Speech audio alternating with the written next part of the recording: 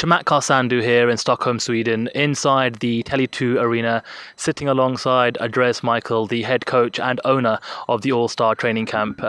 Andreas, first of all, what does it feel like to be sitting inside this arena, knowing that in a few months' time it's going to be absolutely packed full of Swedish MMA fans, obviously cheering on your guy, Alexander Gustafsson? Actually, it's an honor. It's an honor to be a part of history because this is going to be the second biggest UFC event. So I'm very proud. We've come a long way.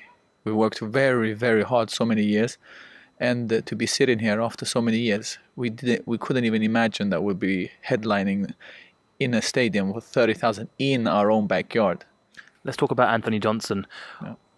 What strengths does he have that's going to give Gustafsson problems, do you think?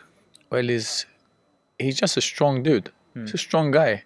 He's really strong. He's strong, not so technical, but he's very strong. So his strength is his strength. Yeah, he's like one of these guys that's born strong, you know. So, don't get me wrong. I don't think that he works hard. I'm not taking him lightly. I think that he's a hard worker, absolutely, but speed kills power, and Alex is fast. He's got all the movement, and we're gonna win. We're gonna stop Anthony. You know, I'd say it's been an up and down year for Alex. You know, he had that great win in London against Jimmy Manuwa. Then he got the title shot. Then he got the injury. Then the title shot went to Daniel Cormier instead. But he's ending the year knowing that he's going to start 2015 with this spectacular event here in Stockholm. How has it been like to coach him from the mental side?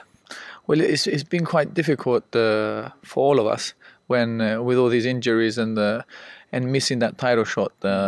We know that Alex is going to win against John Jones, and it's just a matter of time. But you know, it's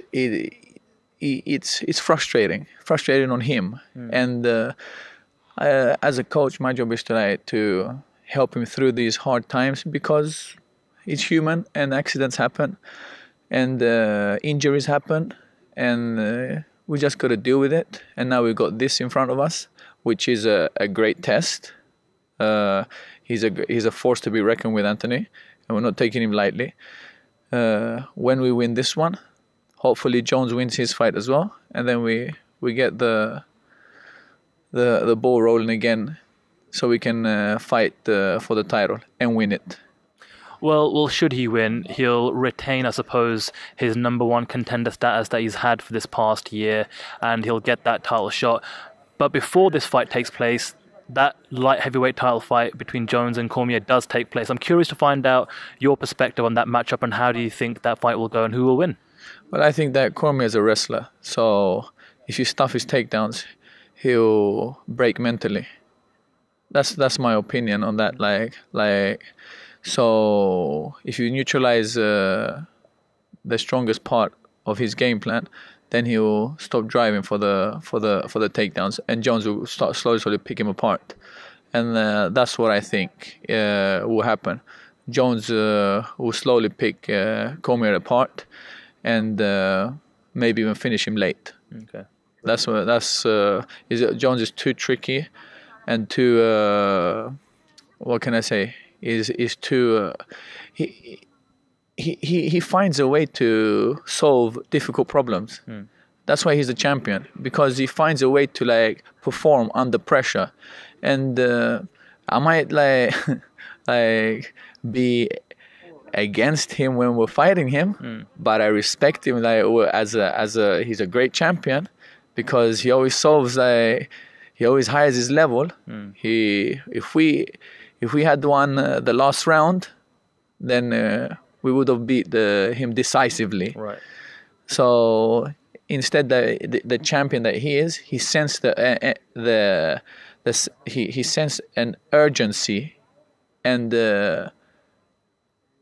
swept the last part of the round of the fight away from us. And that comes from experience. That comes from working at that level so long that you can judge a situation and hire the level that and do what's necessary to win.